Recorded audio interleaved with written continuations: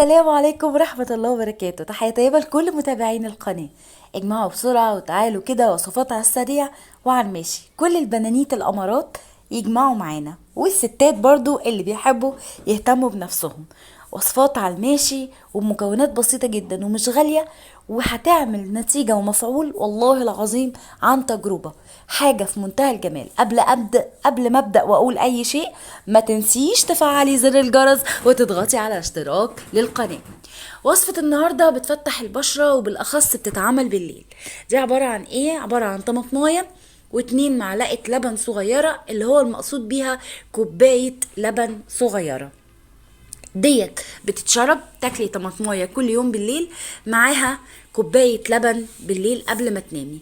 طيب كل البنانيت تستخدم الوصفه دي. طب احنا ممكن يعني ناكلهم، ما ينفعش يتحط على الوش. بصوا، احنا ممكن دول بيتاكلوا، ولكن لو انت عاوزه مثلا تحطي طماطمايه تضربيها، ربع طماطمايه تضربيها مع ربع كوبايه لبن وتحطيها على وشك، مش هتقول لا، وبرضه هتفتح، بس الاهم ان ده يتاكل. الوصفة التانية بتاعتنا هي عبارة عن الجنزبيل والليمون. الناس اللي عايزة تنزل الكرش وتنزل الدهون وتنزل الترهلات، الموضوع بسيط قوي. بالليل قبل ما تنامي هتاخدي جنزبيل وهتبتدي تبشريه، وهتعصري عليه ليمون وتغليهم في ميه، وتبتدي تصفيهم وتشربي كوبايه قبل ما تنامي بالليل قبل النوم. الكوبايه دي بتعمل مفعول جبار جدا جدا. بالنسبه بقى عشان احنا عايزين المسام تبقى نظيفه ونقيه، تعالي اقولك تخلي المسام ازاي نظيفه ونقيه ومقفوله. لان كل ما كانت مسام البشره مقفوله، كل ما كان وشك وشكلك بقى افضل. 2 معلقه زبادي على 2 معلقه شوفان بيتاكلوا. بيتاكلوا. طب ممكن نحطوهم على الوش؟ عادي، ممكن تحطيهم على الوش.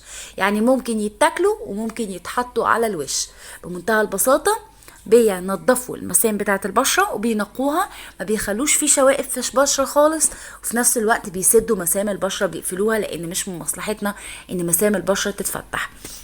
مهما كنتي بتحطي كريمات اساس، كريمات الاساس دي لو انت بتستخدمي الوصفه دي قبل منها بالليل، كل يوم بالليل هتلاقي النتيجه فعاله.